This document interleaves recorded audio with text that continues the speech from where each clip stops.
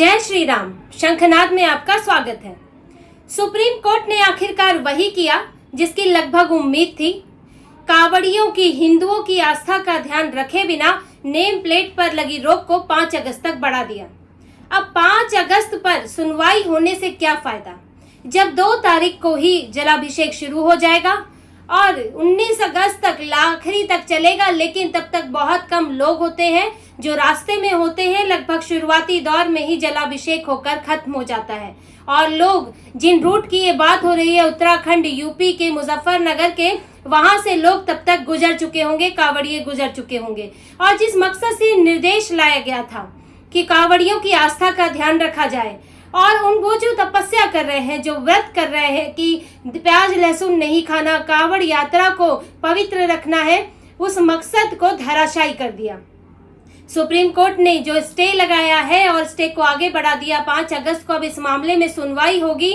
उससे अब कांवड़िए उसी उलझन में खाना खाएंगे कि उसमें थूका हुआ तो नहीं है, कि वो मांस वाली थाली में ही तो नहीं आ गया, कि कहीं उस पर कोई नशीला पदार्थ तो नहीं लगा है फल पर, जो वो फल खरीदते हैं, या फिर कहीं कुछ और उनका धर्म भ्रष्ट करने के लिए इसमें मिलाया ना गया हो, क्योंकि उन्हें पता ही नहीं कि वो कहाँ खा रहे हैं, कैसी जगह खा रहे हैं। बस अब वो एक भ्रम में ही रहेंगे और हो सकता है कि फिर से हर बार की तरह कोई ना कोई विवाद पैदा हो, जैसा कि पहले भी होते रहे हैं।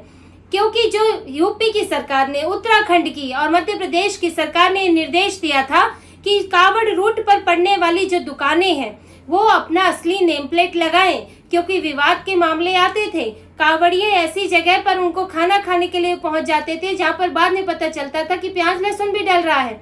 तो और वो खासकर मुसलमानों की दुकानें निकलती थी, क्योंकि वहां पर प्योर वेजिटेरियन होता ही नहीं था। लेकिन उन्हें भ्रमित करके गंगा ढाबा, शिव ढाबा लिखकर वहां अंदर वो बेचारे देखकर अंदर चले जाते थे और अंदर उनका पूरा जो व्रत है, जो तपस्या है, वो नष्ट हो जाती थी। लेकिन सुप्रीम कोर्ट ने कांवड़ियों की परेशानियों को बिल्कुल भी ध्यान नहीं दिया। एक शब्द इस पर नहीं कहा कि जो उन्हें परेशानियां हो रही हैं उसका क्या होगा, उसका कोई हल निकले। और जो यूपी सरकार, मध्य प्रदेश की, उत्तराखंड की सरकार ने जो दलीलें दी उनको दरकिनार कर दिया।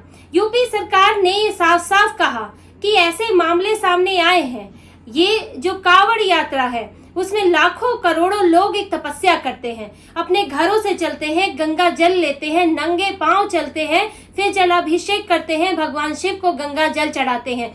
ये हिंदुओं की पूजा का एक तरीका है। सावन माह में भगवान शिव की पूजा का एक तरीका है और इसके लिए वो नंगे पांव चलते हैं, जल को नीचे भी नहीं रखते। और अगर एक छोटी सी चूक, चाहे गलती से ही क्यों ना हो, उससे उनकी पूरी यात्रा खराब हो जाती है, जिससे कि विवाद पैदा हुए हैं, झगड़े हुए हैं, कांवड़ियों की शिकायत भी आई है। यूपी सरकार ने एक उदाहरण भी बताया कि इस तरह का मामला आया था, जिसमें बाद में खाना खाने के बाद पता चला कि उसमें प्याज लहसुन था, जबकि हर दुकानदार को मालूम है कि कांवड़ यात्रा वाला व्यक्ति आता है वो प्याज लहसुन नहीं खाता है। लेकिन वो गलती से उस दुकान में गए और उस दुकान में प्याज लहसुन निकला। कांवड़ियों को पहले उनको भ्रम में रखा गया कि यहाँ शाकाहारी, शुद्ध शाकाहारी मिलता है। मध्य प्रदेश की सरकार ने बताया कि ऐसा मामला आया है जिसमें फलों पर नशीला पदार्थ लगाकर बेचा गया कांवड़ियों को, और ये जानबूझकर किया गया। ये सारे उदाहरण कोर्ट के सामने रखे गए और पुरजोर तरीके से अपने निर्देश का सरकारों ने पक्ष लिया। यूपी सरकार ने खास तौर से, क्योंकि एक बड़ा रूट वहां पड़ता है, तो यूपी सरकार ने खासतौर से ये चीजें की कि हमारे मुजफ्फरनगर का जो इलाका है बहुत संवेदनशील इलाका है, इसीलिए वहां पर ये जो नियम है उसका सख्ती से पालन करने को कहा गया है। क्योंकि एक छोटी सी गलती भी, एक छोटा सा मामला भी कल को बड़ी लॉ एंड ऑर्डर की सिचुएशन पैदा कर सकता है, दंगों तक बात पहुंच सकती है। क्योंकि किसी का व्रत अगर खराब हो जाए उसको अगले साल का इंतजार करना होगा। कईयों ने मन्नतें मांगी होती हैं, उसकी मन्नत खराब हो जाएगी और ये कितनी बड़ी ठेस होती है। गुस्सा तो आता ही है और गुस्सा जो है वो बड़े झगड़े में तब्दील, और झगड़ा जो है वो बड़े दंगे में भी तब्दील हो सकता है। इसीलिए ये एक आदेश दिया गया था जिससे स्पष्टता रहे, जिसको जहां खाना है वो वहां खा सकता है, जिसको जिस पर भरोसा है वो उस भरोसे पर वहां जाके सामान ले सकता है। और इससे डर भी रहेगा लोगों में कि हम अपने उपभोक्ता को, अपने ग्राहक को आने के लिए उसको सही चीज दें, वरना वो आएगा ही नहीं। ये एक तरह का धोखा भी है। अगर हम किसी दुकान पर खाने जाते हैं, हमें पता होना चाहिए हम कहाँ जा रहे हैं और वहाँ हमें कैसा खाना मिलता है, हमें उस पर भरोसा होना चाहिए। और अगर दोनों ही चीजें गड़बड़ हो तो झगड़े का कारण बन सकता है। लेकिन सुप्रीम कोर्ट ने हिंदुओं की आस्था और उसको पहुंचने वाली चोट और अब तक हुए झगड़ों पर ध्यान नहीं दिया, उस पर कुछ नहीं कहा। फिर सरकारों ने ये भी कहा, यूपी सरकार ने भी कहा कि ये जो है ये खाद्य सुरक्षा एवं मानक अधिनियम 2006 के तहत भी ये कानून है कि हर दुकानदार को अपना लाइसेंस लगाना होगा और लाइसेंस में नाम नंबर दोनों होता है और उसी के अनुरूप ही ये निर्देश दिया गया था। अब सुप्रीम कोर्ट ने उसमें कह दिया तो आपने पूरे राज्य में इसे लागू क्यों नहीं किया? अब राज्य में लागू तो ये नियम है ही, ये नियम पहले से पूरे देश में लागू है, लेकिन जब कुछ जगहों पर कुछ खास कानून व्यवस्था की स्थिति बनती है तो वहां पर किसी नियम को और सख्ती से लागू किया जाता है। ऐसा कई जगह होता है, जैसे कि सुरक्षा के जो नियम है वो तो हर जगह लागू है कि आप ट्रैफिक के नियम भी हर जगह लागू है, लेकिन जब 15 अगस्त 26 जनवरी जैसे मौके होते हैं या कोई जगह सेंसिटिव होती है जहां पर बड़े मान लीजिए कि विदेश से ही कई लोग ऐसे आ रहे हैं, राजनयिक आ रहे हैं, तो वहां पर सुरक्षा ज्यादा चाक चौबंद होती है।